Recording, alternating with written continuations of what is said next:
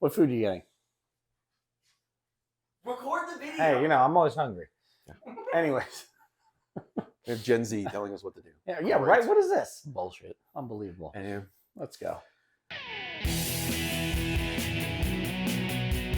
All right, so welcome back. Brandon here. With Jimmy. And more Marvel news is on the horizon. Now that the writer's strike is over, we are back to looking at new movies, new things like that. And they're straight up looking for pitches for X-Men movies for Marvel. Which kind of has me concerned because I don't remember at any other point in the MCU where they're like, hey, we're looking for pitches. Right, I'm like, don't you guys have all of this mapped out and Yeah. done? I mean, maybe they're just looking at like, how would you write this movie with this team? Yeah. And then maybe they have the story picked out, but the actual dialogue and intricacies. Did the writer's strike break the AI Kevin Feige? God, I hope so. Oh, wow.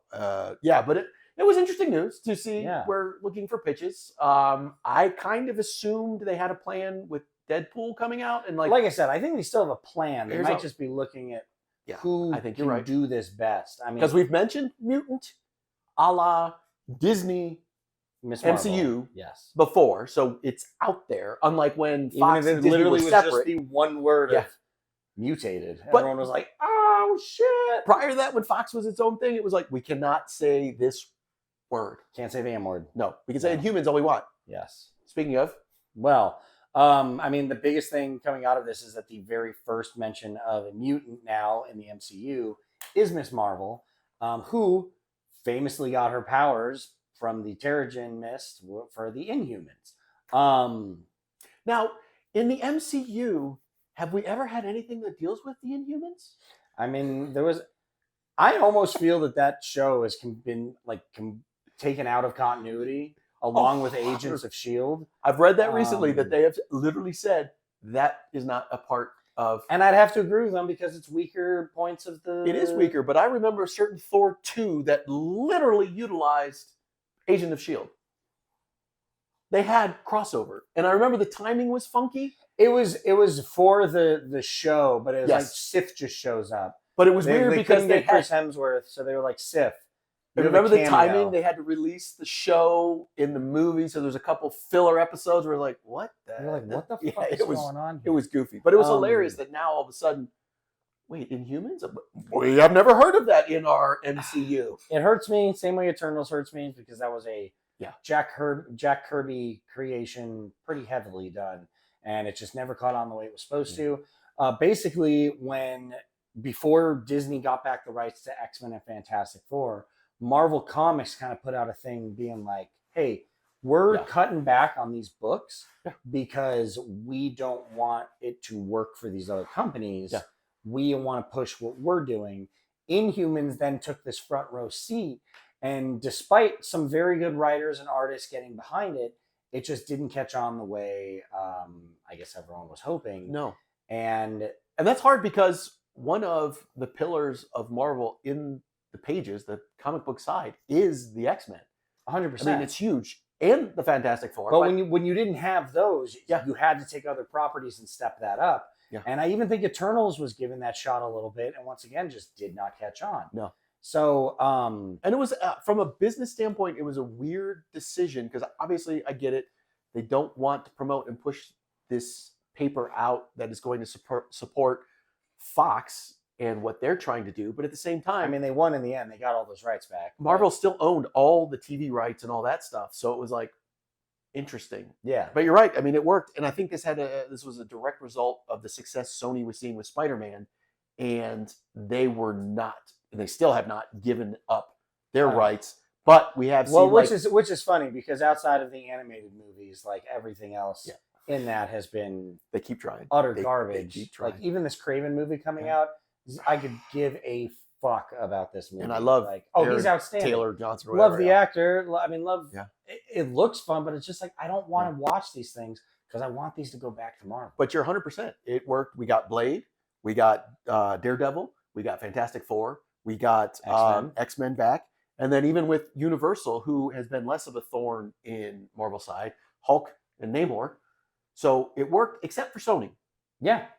And they're still continuing to just push this out. Yeah. being like, well, we know how much money we'll make when we do another Tom Holland Spider-Man movie. And since we don't have to give it back completely, we'll just continue to milk this, I guess, so we keep the rights. Well, dude, I don't know. Venom 10,000 and more. God, those have been so bad. I forgot about those. They did cancel one. What was it? It was Silver Sable, I think. I can't Yeah. remember which one. I actually read that they decided not to move forward with it. I'm like, holy cow, Sony made a good choice. Why was that the only one? Yeah. But going back to the Inhuman thing, Kamala Khan was one of the people that was turned into an Inhuman when they got that push.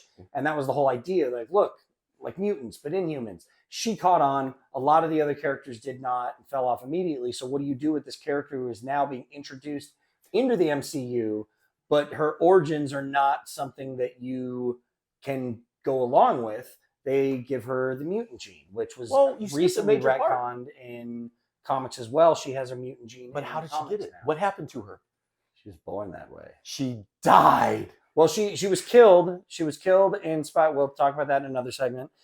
She was killed and then almost immediately brought back. And Professor Xavier was like, "Hey, guess what? You're a mutant. Yeah. Did you know that? Isn't that crazy? It's so crazy." But this is what I love about you were comics killed nowadays. and we just brought you back as a mutant. How convenient is that? Back in the day, like the death of Superman. Oh my God, Superman died. That's why I don't really like when people die in comics now. I just turn the page and I know in 3 months. Death of Robin. Oh my God. To now it's like Jason Todd. they made it a big event. Kamala Khan's dying, and then you're like, wait, she's literally back. Literally first page of the Hellfire Gala. They're like, "What's up? Welcome back. You're good." Oh. And it's fucked up too. I'll talk about this in the other segment. The treatment of Peter Parker has just been garbage. Everyone else gets to know that immediately, and Peter's running around like, "She died on my watch." Yeah. It's like, dude, she's back. Yeah. Don't worry about it, bro. Yeah, she's you're back. fine. Oh, she's a mutant, but she's back. Yeah. So, which, to be honest, I have no problem transitioning to that because they'd already done it in the TV show. Not transition, it's but the way they it's the way no. you're gonna have to do Yeah. it. It And just is what it is. She's A-okay a with popular that. character. Yeah. She's gonna be in a movie now too, on top of her TV show. And frankly, I always enjoyed mutants more than Inhumans anyway. So I mean, I do love. I know you like just- Mr. Kirby. He's I a great know. guy. What a Golly gee man. whiz. But yeah, I don't know. Good things, hopefully. I like that they're seeking out somebody for this because it's going to be important that this first chapter is good. And we have a lot of examples of what is not good We have a ton of examples in the X-Men universe. all of them. I still enjoy Days of Future Past. I don't. I understand. I understand. But I think when the first X-Men came out, it was great. It does not hold up. Same with the second one. It does not hold up. Third one has been garbage from the moment it was released. I mean, I remember sitting in the theater being like, "This what isn't good." Wow, what a nightmare! But I still Best part of that movie was just Kelsey Grammer. Like I was just like, whatever, dude. I can watch Hank McCoy, Kelsey Grammer, all day long. Well, that's why I loved when he came back for Deadpool 2. It was like, what? You can't have any more mutants, and you have the library Everyone's there with him. sitting in there. And there's Kelsey Grammer. Like, yes. And even Days of Future Past when he runs into Wolverine, sleeping in Wolverine or whatever. Like, yeah, nice. Thank you.